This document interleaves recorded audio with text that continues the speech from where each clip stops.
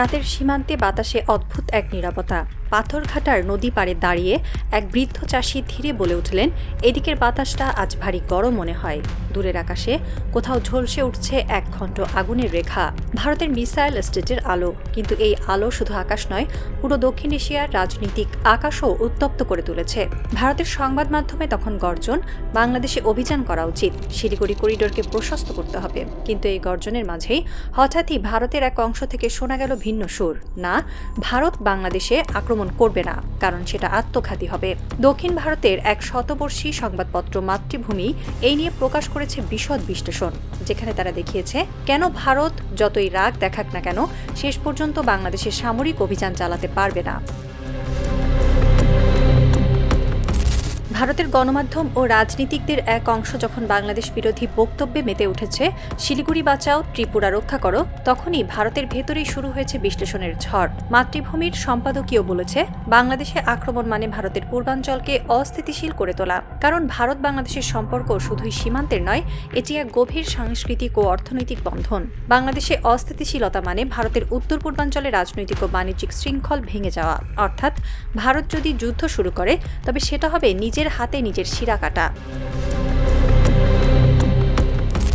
ভারতের সামরিক বিশ্লেষক কর্নেল অরবিন্দ কুমার স্বীকার করেছেন, বাংলাদেশের ভৌগোলিক বাস্তবতা ভারতকে যুদ্ধের সুবিধা দেয় না। বাংলাদেশের সীমান্ত যেমন সরল হয়, তেমনি এর ভেতরে রয়েছে অসংখ্য নদী, খাল, বন ও বেষ্টিত জনবসতি, যা ভারতীয় সেনাদের জন্য দুঃস্বপ্নের মতো হবে।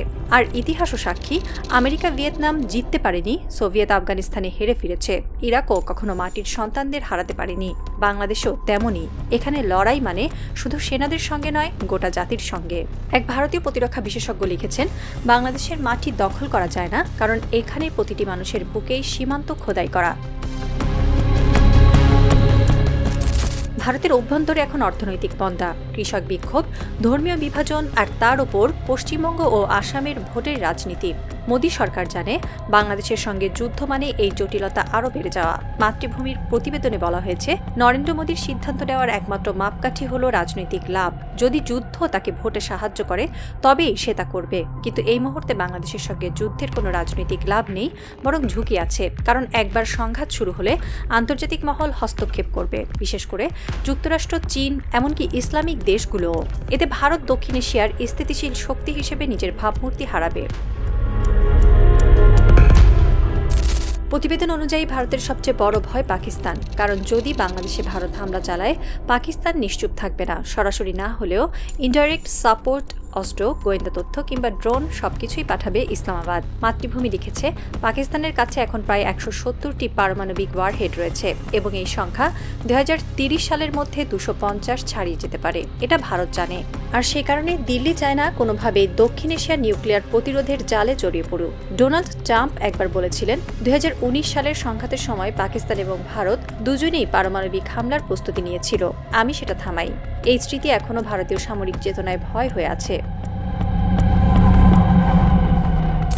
কিন্তু ভারতের ভয় শুধু পাকিস্তান নয়, সবচেয়ে বড় ভয় বাংলাদেশের নতুন আত্মবিশ্বাস। 2025-এর বাংলাদেশ আর অতীতের মতো নয়। দেশটি এখন উন্নত রাডার, ড্রোন এবং ব্যালিস্টিক প্রতিরক্ষা সিস্টেমে সজ্জিত। চীন, তুরস্ক, পাকিস্তান, ফ্রান্স সবাই এখন বাংলাদেশের প্রতিরক্ষা সহযোগী। বাংলাদেশের সাবেক এয়ার ভাইস মার্শাল বলেছেন, বাংলাদেশ এখন কেবল প্রতিরক্ষা কেনে না, বরং প্রযুক্তি শেখে। আর যে দেশ প্রযুক্তি শেখে, তাকে পরাজিত করা যায় না। ভারত জানে, যদি আজ সংঘাত শুরু হয়, তবে সেটা সীমান্তে শেষ হবে না। ত্রিপুরা, আসাম, এমনকি 7 সিস্টার্স পর্যন্ত সেই আগুন ছড়িয়ে পড়বে। আর বাংলাদেশের সাথে লড়াই মানে একা নয়, পুরো অঞ্চলের রোষের মুখে পড়া।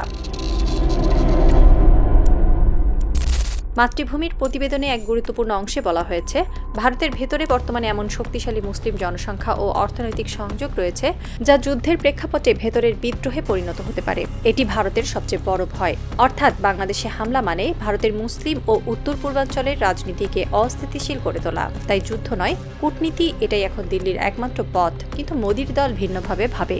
তারা জানে, যুদ্ধ মানে টেলিভিশনের স্ক্রিনে জাতীয়তাবাদের উল্লাস, যে উল্লাস ভোটে পরিণত হয়। এই রাজনৈতিক লাভের লোভই দক্ষিণ এশিয়াকে বারবার যুদ্ধের কিনারায় এনে দাঁড় করাচ্ছে। ঢাকার রাত তখন নিস্তব্ধ। বঙ্গভবনের বারান্দায় বাতাসে দুলছে লাল সবুজ পতাকা। দূরে টেলিভিশনের পর্দায় ভারতীয় সংবাদ চ্যানেলের গর্জন, বাংলাদেশকে শিক্ষা দিতে হবে। কিন্তু এই শব্দ ঢাকা শহরের বুকে এসে নিঃশব্দ হয়ে যায়। বিমান বাহিনীর কমান্ড সেন্টারে তখন এক তরুণ অফিসার মনিটরে চোখ রেখে বলল, স্যার, পূর্ব আকাশ সম্পূর্ণ সুরক্ষিত। বয়স্ক কমান্ডার হাসলেন, বললেন, তারা জানে না এই আকাশে আগুন লাগাতে এলে প্রথমে মাটির সন্তানদের হৃদয় ভেদ করতে হবে। বাইরে তখন শীতল বাতাসে বয়ে যাচ্ছে অদৃশ্য এক প্রতিজ্ঞা। যুদ্ধ কেউ চায় না, কিন্তু যদি কেউ আমাদের সীমান্তে আগুন ছোড়ে, সে আগুনে সে নিজেই পড়ে যাবে। দূরে বঙ্গোপসাগরের ঢেউ গর্জে উঠছে। আকাশে এক বিন্দু আলো, হয়তো কোনো টহল ড্রোন বা হয়তো বাংলাদেশের ভবিষ্যতের প্রতীক। একটি স্বাধীন আকাশ, যেখানে প্রতিটি তারাই বলে, এই আকাশ আমাদের। ভয় পাবে তারা যারা ভুলে গেছে এই মাটির রং লাল সবুজ।